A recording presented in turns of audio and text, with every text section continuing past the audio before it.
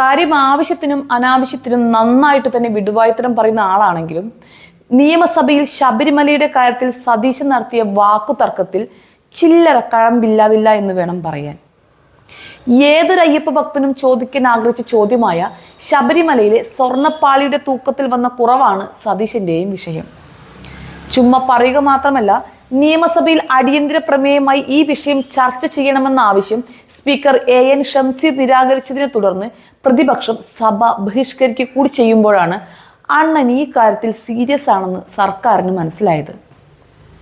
ശ്രീകോവിലിലെ ശില്പം പൊതിഞ്ഞ സ്വർണ്ണപ്പാളി അനുമതിയില്ലാതെ കൊണ്ടുപോയതും സ്വർണ്ണപ്പാളിയുടെ തൂക്കം 4 കിലോയോളം കുറഞ്ഞു എന്ന് കണ്ടെത്തിയതുമെല്ലാം വിശ്വാസ സമൂഹത്തിൽ കടുത്ത ആശങ്ക ഉണ്ടാക്കിയെന്ന് വ്യക്തമാക്കിക്കൊണ്ടാണ് പ്രതിപക്ഷം അടിയന്തര പ്രമേയം അവതരിപ്പിക്കാനും ചർച്ച നടത്താനും അനുമതി ആവശ്യപ്പെട്ടത്. സ്വർണം അടിച്ചു മാറ്റിയതിന്റെ പാപം തീർക്കാനാണോ അയ്യപ്പ സംഗമം എന്ന അദ്ദേഹത്തിന്റെ തുറന്നുള്ള ചോദ്യത്തിൽ സർക്കാരിന്റെ നെഞ്ചു തകർന്നു പോയി എന്നാണ് കേട്ടത്. മാത്രമല്ല, തെരഞ്ഞെടുപ്പിന്റെ തൊട്ടു മുമ്പാണോ മാസ്റ്റർ പ്ലാൻ ഓർമ്മിക്കുന്നത് എന്നും ഇതിനുള്ള മറുപടി കിട്ടാതെ വിശ്വാസികൾ അയ്യപ്പ സംഗമത്തിൽ പങ്കെടുക്കരുത് എന്നും വിഷയത്തിൽ സഭയ്ക്കകത്തും പുറത്തും സമരം നടത്തുമെന്നും അദ്ദേഹം പറയുകയുണ്ടായി. തിരുവഞ്ചൂർ രാധാകൃഷ്ണനാണ് അടിയന്തര പ്രമേയത്തിന് നോട്ടീസ് നൽകിയത്. ശബരിമല ശ്രീകോവിലിന്റെ സ്വർണ്ണപ്പാളി ഉരുക്കാൻ കൊണ്ടുപോകുമ്പോൾ 42 കിലോ തൂക്കമുണ്ടായിരുന്നുവെന്നും എന്നാൽ 1.5 മാസത്തെ കാലതാമസത്തിന് ശേഷം ഇതിൽ 4 കിലോ കുറഞ്ഞെന്നുമാണ് പ്രതിപക്ഷത്തിന്റെ പ്രധാന ആരോപണം. 4 കിലോ സ്വർണം ശബരിമലയിൽ നിന്നും അടിച്ചു മാറ്റിയിട്ട് ഈ സഭയിൽ ഇത് ചർച്ച ചെയ്യാൻ അനുവദിക്കില്ല എന്ന് പറയുന്നത് വളരെ തെറ്റായ ഒരു കീഴ്വഴക്കമാണെന്നാണ് പ്രതിപക്ഷ നേതാവിന്റെ വാദം. ഹൈക്കോടതിയുടെ രൂക്ഷ വിമർശനത്തിന്റെ പശ്ചാത്തലത്തിൽ വിഷയം അതീവ ഗൗരവമുള്ളതാണെന്നും കേരളത്തിലെ വിശ്വാസി സമൂഹം ചർച്ച ചെയ്യുന്ന ഈ വിഷയത്തിലെ യാഥാർത്ഥ്യം പൊതുജനം അറിയണമെന്നും പ്രതിപക്ഷം വാദിക്കുകയുണ്ടായി.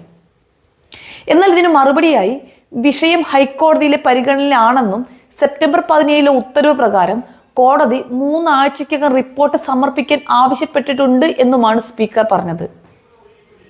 അതിന് കാരണമായി അദ്ദേഹം ചൂണ്ടിക്കാട്ടുന്നത് കോടതിയുടെ പരിഗണനയിൽ ഇരിക്കുന്ന ഒരു വിഷയം നിയമനിർമ്മാണ സഭയ്ക്ക് ചർച്ച ചെയ്യാൻ കഴിയില്ലെന്ന ചട്ടവും കീഴ്വഴക്കവുമാണ്. സാധാരണ മന്ത്രിയുടെ വിശദീകരണത്തിന് ശേഷമാണ് സ്പീക്കർ റൂളിംഗ് നൽകാറുള്ളതെങ്കിൽ ഇത്തവണ സ്പീക്കർ നേരിട്ട് തന്നെ വിഷയം ചർച്ച ചെയ്യാൻ കഴിയില്ലെന്ന് വ്യക്തമാക്കിയതാണ് പ്രതിപക്ഷത്തെ ഇത്രയ്ക്ക് ട്രിഗർ ചെയ്തത് എന്ന് വേണം പറയാൻ. എന്നാൽ ഈ വിഷയത്തിൽ ഭരണപക്ഷത്തെ ഒതുക്കാൻ കച്ചിയും കെട്ടി വന്ന പ്രതിപക്ഷ നേതാവ് വിഷയം നന്നായി ഹോംവർക്ക് ചെയ്തതാണ് വന്നെന്ന് ആരും അറിഞ്ഞില്ല എന്ന് തോന്നുന്നു. അതുകൊണ്ടാവും കോടതിയുടെ പരിഗണനയിലുള്ള കാര്യങ്ങളിൽ മുൻപ് അടിയന്തര പ്രമേയ നോട്ടീസ് വന്നിട്ടുണ്ടെന്ന പ്രതിപക്ഷ നേതാവിന്റെ മറുപടിയിൽ സർക്കാരിന് ഉത്തരം മുട്ടിയത്.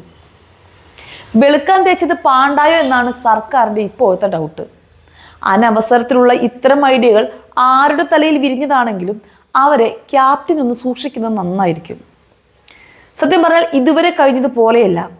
ഇക്കാര്യത്തിൽ പ്രതിപക്ഷത്തിനും വിശ്വാസികൾക്കും വിശ്വസനീയമായ മറുപടി നൽകിയില്ലെങ്കിൽ സർക്കാരിന്റെ കഞ്ഞികുടി മുട്ടുമെന്ന കാര്യം തീർച്ചയാണ്. തിരഞ്ഞെടുപ്പ് അടുത്തിരിക്കുന്നത് കൊണ്ട് തന്നെ അതിന്റെ ക്ഷീണം എത്ര സംഗമങ്ങൾ നടത്തിയാലും പോവില്ലെന്ന് പ്രത്യേകം പറയേണ്ടതില്ലല്ലോ.